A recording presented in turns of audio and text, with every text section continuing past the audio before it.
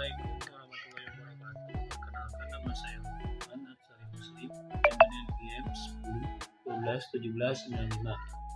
Di sini saya akan menjelaskan tentang proses seleksi karyawan. Proses seleksi karyawan adalah proses untuk menemukan dan memilih kandidat yang tepat untuk mengisi suatu posisi atau profesi yang dibutuhkan oleh perusahaan. Tahapan yang diperlukan selama proses seleksi karyawan ini sebenarnya tergantung dari posisi apa yang sedang dicari serta anggaran yang tersedia. Proses seleksi karyawan juga dapat dikatakan memiliki struktur corong. Jadi ketika kita memposting lowongan pekerjaan, Anda mungkin akan memperoleh 50 kandidat yang melamar. Contohnya rekrutmen dan seleksi karyawan yang efektif. 1. Memposting info lowongan pekerjaan. Selanjutnya proses screening, proses pengujian, wawancara, dan lain-lain. Assalamualaikum warahmatullahi wabarakatuh. Perkenalkan, nama saya Regina Kania dengan NPM 101211871. Di sini saya akan menjelaskan tentang fungsi rekrutmen dan seleksi penempatan kerja.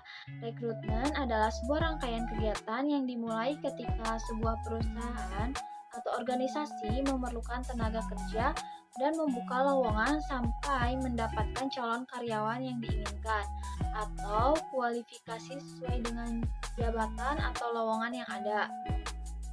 Dengan tujuan demikian, rekrutmen adalah menerima pelamar sebanyak-banyaknya sesuai kualifikasi kebutuhan perusahaan dari berbagai sumber, sehingga memungkinkan akan menjaring calon karyawan dengan kualitas tertinggi dari yang terbaik.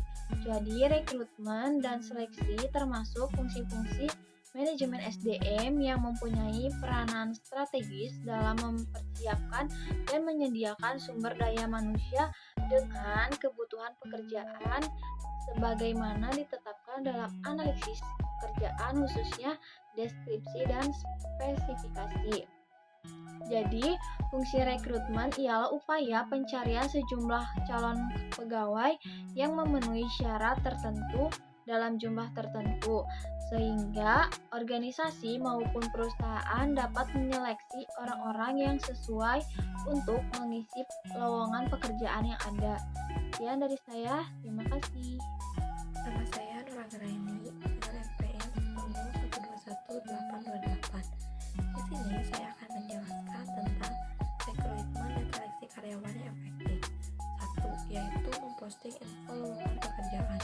Info lowongan kerja atau lokal yang diposting akan menjadi titik kontak pertama dan terpenting untuk mendapatkan karyawan yang sesuai dengan harapan perusahaan. Info lokal yang dibuat harus menyertakan deskripsi pekerjaan yang mampu memberikan kejelasan tentang peran pekerjaan, teknis, serta keahlian yang dibutuhkan. 2. Yaitu proses screening.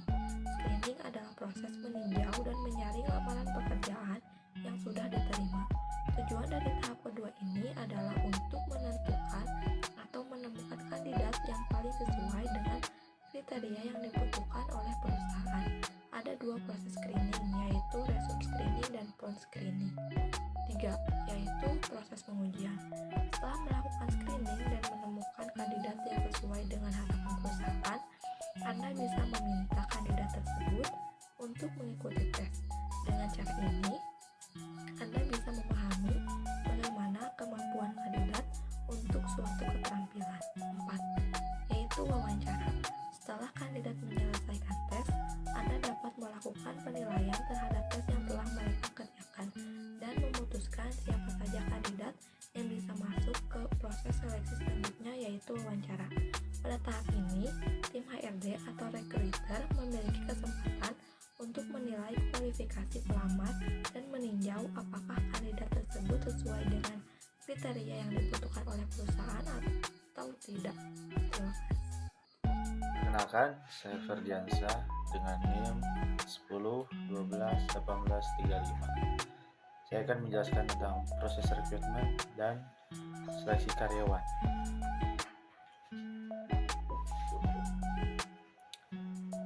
Yang kelima yaitu cek latar belakang. Agar Anda tidak merekrut karyawan yang salah, maka setelah melakukan berbagai teknik wawancara dengan karyawan, Anda bisa melanjutkannya dengan memeriksa latar belakang si calon kandidat karyawan. Secara garis besar, pemeriksaan latar belakang atau background checks adalah suatu proses pemeriksaan yang dilakukan kepada calon karyawan untuk mengetahui kebenaran informasi yang mereka sampaikan. Employer atau recruiter biasanya akan memeriksa berbagai hal terkait background si calon karyawan, seperti asal pekerjaan, riwayat pendidikan, catatan kejahatan, riwayat kesehatan, bahkan sampai pemeriksaan terhadap media sosial. Selanjutnya, yaitu membuat keputusan. Langkah awal yang menjadi bagian dari contoh proses rekrutmen dan seleksi karyawan adalah penentuan keputusan. Dari berbagai proses yang telah dilalui sebelumnya, Anda dapat melihat si calon kandidat yang paling berkualitas sesuai kebutuhan perusahaan. Lalu nomor 7 dan 8, pengajuan surat penawaran dan kontrak kerja. Setelah perusahaan Anda membuat keputusan, proses seleksi masih belum berakhir karena belum adanya negosiasi yang diajukan, seperti negosiasi jabatan, gaji, fasilitas kerja.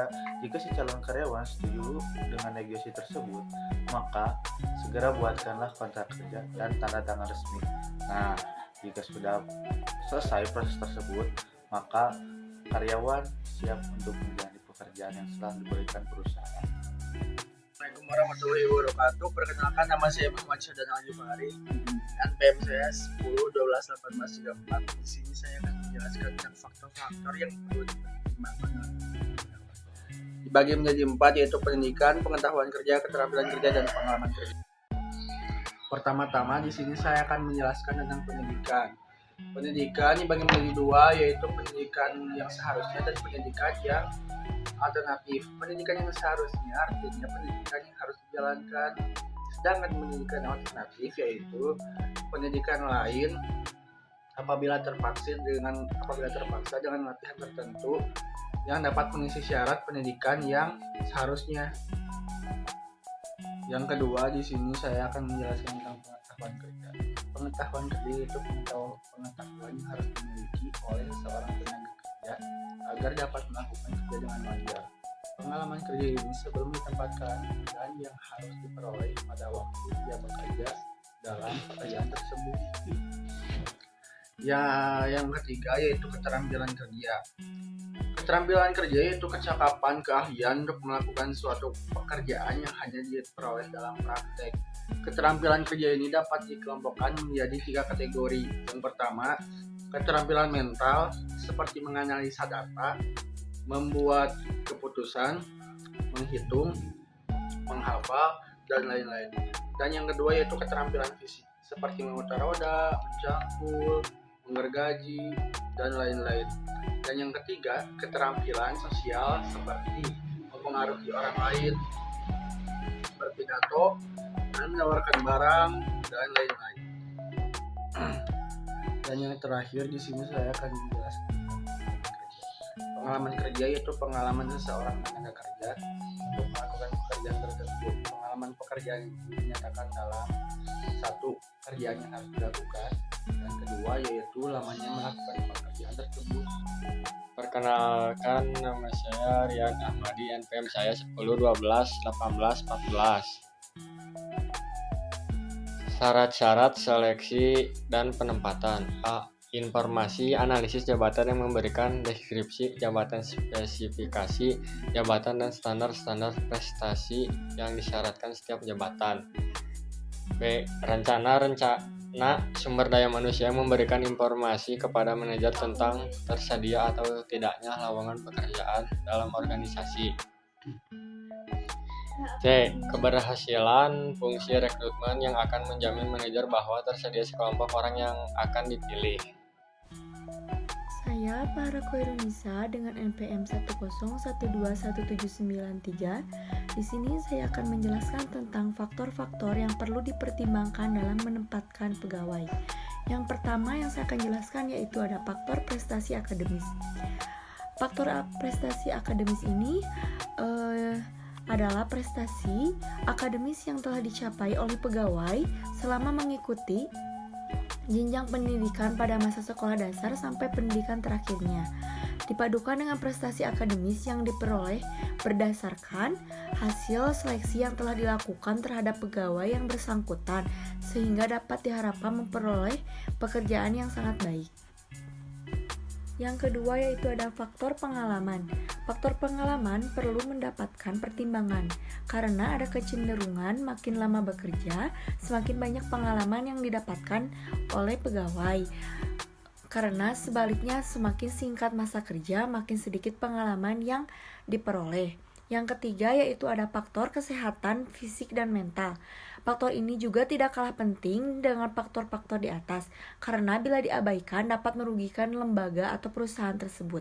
Oleh sebab itu, sebagai pegawai yang bersangkutan diterima menjadi pegawai diadakan tes atau uji kesehatan oleh dokter yang ditunjukkan, walaupun tes kesehatan tersebut tidak selamanya menjamin bahwa yang bersangkutan benar-benar sehat jasmani dan rohaninya. Dan yang keempat yaitu ada faktor status perkawinan. Status perkawinan ini juga perlu dipertimbangkan, mengingat banyak hal yang merugikan perusahaan bila tidak diikut dipertimbangkan, terutama bagi pegawai wanita. Sebaiknya ditempatkan pada lokasi atau kantor cabang di mana suaminya bertugas. Yang kelima yaitu ada faktor usia. Faktor usia di sini yaitu dalam rangka menempatkan pegawai, faktor usia pada diri pegawai yang lulus dalam seleksi harus mendapatkan pertimbangan.